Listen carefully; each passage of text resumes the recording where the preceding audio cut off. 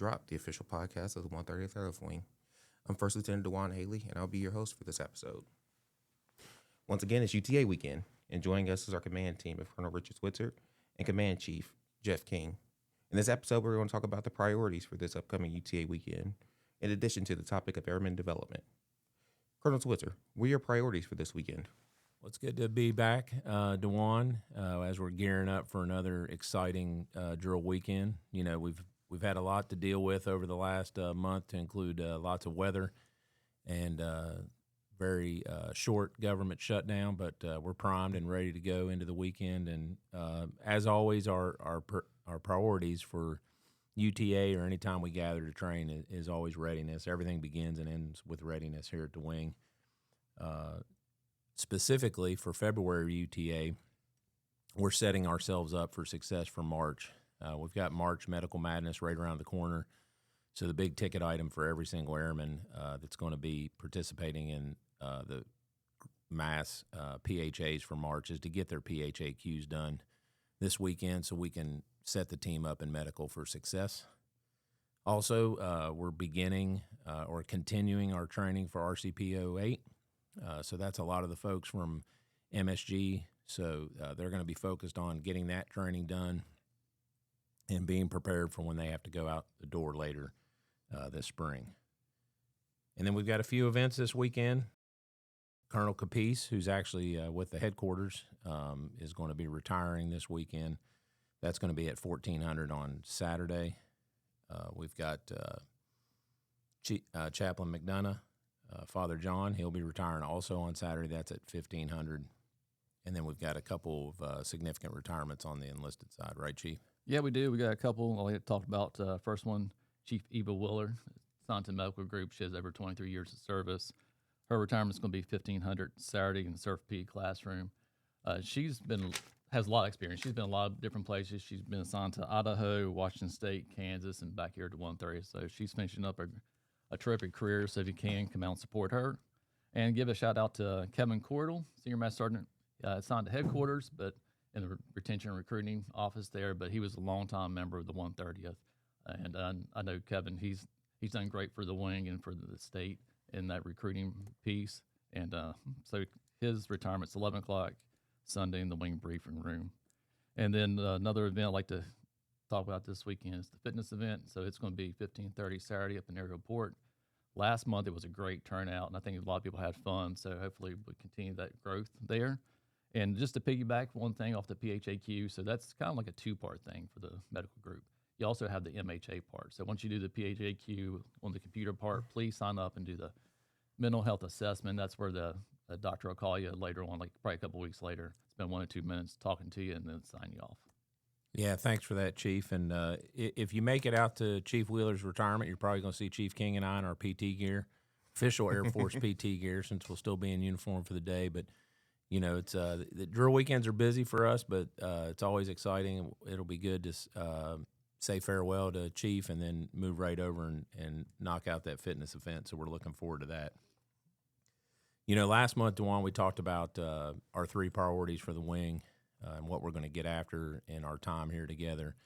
And it begins with Ready Airmen and then Airmen Development and Mission Execution. So we talked a little bit about about Ready Airmen last month. We're going to talk about Airmen Development and what that means here at the wing and how do we balance all the challenges with time and requirements and making sure that we're providing good opportunities for our airmen to develop themselves and really be the future leaders that we need them to be within the organization.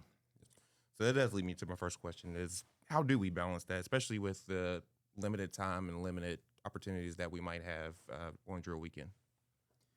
Well, I think really it begins with one of the key tenets to what Chief and I are trying to do is drive deliberate planning. Not just for, what we do throughout the year, but down to the unit level in terms of how we're planning out our drill weekends. And, you know, there's a host of requirements. All of them are important. And it's just a focus on being deliberate with our time and trying to create efficiencies with that time and really that begins with empowering commanders to do that planning and then execute that planning. So, we have that empowerment from the Secretary of War on down that commanders are charged with making sure that the training that they're doing for our airmen on drill weekend is the necessary training. And we also know that we have to balance that with developing our airmen. So we have to look at those ways that we can do that efficiently through what we have already available at our fingertips, and do it in a way where we're not adding time to the schedule necessarily. Yeah, Carl, I think you hit on a couple of good points there. Is, Airmen Development is not just PME. It's really for us getting reps for the airmen, either giving airmen's brief or leading portions of a exercise or planning in a drill. That's the airmen development that we really want to get after. The PMEs, it's important and you have to do it. But for us, I think we're really trying to get after the hands-on intentional reps for the airmen development piece. And we actually kind of talked about this the last couple of weeks doing the MSG, Senior Enlisted Leader Views. And what we found out is, we'll send company grade officers or senior NCOs off on a deployment or give them a high responsibility. When they get there, they're in charge. They might be the highest ranking person there, but they've never had that airman development where they have led here at the wing and had opportunities to build on those reps. So I think that's what we're trying to get after. Yeah, we have to be intentional with that, to your point, Chief. And in order to do that, we have to drive that further down and down into our ranks across the organization. So, you've seen that. We talked a little bit about it last month in terms of, the flyaway training that we have in September and how we're going to, utilize some of those airmen that don't normally participate in those kind of things. But even at the, shop and the unit level, just delegating leadership roles when we have those opportunities down to a lower level than what we might normally do, because you can assume that risk there and you get the airmen the opportunity to develop themselves, in an environment where, they may fail, but they've got strong NCO and officer leadership there to coach them through those situations. So that's really one of the things we're doing. Specifically, an example of how we can do that is we've got this integrated risk and readiness requirement that came down from HAF a couple years ago, and we're in phase 2 of it. And really what it's about is integrating risk management into readiness and empowering airmen to make decisions within risk frameworks. So shop leaders are going to do some training on that. They're going to use some scenarios, but we would also encourage people to, take some of your day-to-day training, your activities, anything you're doing within the units, implement that risk management framework and allow the, junior airmen, NCOs, and company-grade officers to execute that framework and make risk-based decisions about mission execution. And doing that in that environment provides them opportunities to grow and to learn. And to your point, when they're out there doing it for real, they'll have that experience to fall back on. Yeah, but it all starts with your commanders and your senior enlisted leaders. Be deliberate with your time, be deliberate with your training, and when you can, push down and delegate those responsibilities to get the company grade officers and junior NCOs those intentional reps. Yeah, because in the end, when we're talking about airman development, if we're waiting for us to have time to do it, then there's really never going to be time to do it, and it won't happen. Yeah, and we have time. Right. Be deliberate with your time. Yeah, just got to get creative. Yeah, so another part of that is mentorship. That's key to obviously developing our airmen. And, with the nature of the Guard and us having a force that's predominantly drill status, DSG, or part-time, if you will, that creates some additional challenges. Again, it's because we have fewer daily touch points than you might have if you're on active duty, have less organic interaction with your airmen for the same reason there. So really, how do we do that? And one of the things that Chief and I talk about, again, it's about being deliberate. So taking the time to sit down and have those conversations with your airmen. And then also using the tools that are already at our hands, right, Chief? Yeah, we have a couple of tools that, and again, we actually talked about this last couple of weeks during the interviews. One way is through the OPB and EPB process. If you're delegating down where staff's talking to a senior, a tech's talking to a staff, they can talk to them about how they're doing within the job, good or bad, and then they can also just maybe give them pointers and mentorship during that point and some vectors. Yeah, and it kind of coming back to a previous point you made, it's about mentorship over your career and what that looks like. And it's not just about PME. And we're not saying, hey, don't do your PME. 100% do your PME. It's a requirement. Yeah, absolutely. PME must be done. Mandatory. But that's just one portion of developing yourself and making sure that you're ready. And, I've told the story a number of times from when I was enlisted and I just told it yesterday in a one-on-one that we were having, that, if it weren't for a singular, strong senior NCO, I probably would have punched out after my first enlistment. I know I wouldn't have commissioned for sure, and I wouldn't have continued to develop and, have the opportunities that I've had. So that that one-on-one interaction and using those tools that we already have, like you said. So the OPB, EPB cycles, the great thing that they've done is they put everybody on a static closeout date or SCOD, so you can really be predictable with your planning in terms of, okay, we're going to have our midterm with our techs this month, and that's the midpoint, and so you can build those things into your battle rhythm. And then we have to be comfortable with mentoring across the line, so it's not just a top down type of mentality or approach.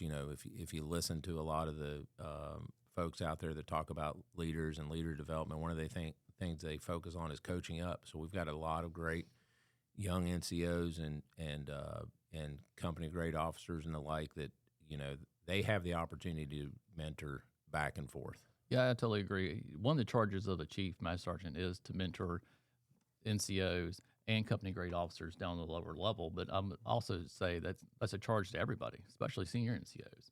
If you're E7, E8, we should definitely be mentoring our NCOs and our company grade officers as they're coming up, because they're the technical experts. They have the most time here at the wing or in the Guard or Air Force. So we should share that with everybody. It shouldn't be an officer enlisted thing.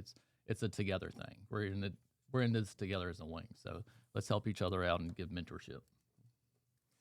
So just to close this out, in the next 5 or 10 years, what do you think will be the most important skills in developing airmen?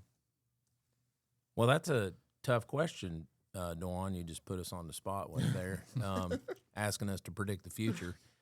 I don't know that we're going to be able to identify specific skills. I don't think there's a punch list that we're going to be able to say, hey, if we get after these 5 or 6 things, our airmen are going to be ready for future conflict or the next fight. I think what we're really talking about is that it's about a mindset and some broader skill sets, and we've been talking to that for the last few months, but the mission is changing. We're going to expect airmen to be more capable, right? You've heard the term multi-capable airmen before. There's other ways, other monikers out there for that.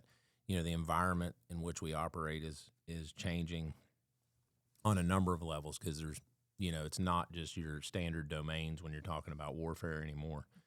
And then kind of how we operate in terms of direction, we would expect that in some future conflicts we'd be distributed, and you're not going to have, all that centralized control.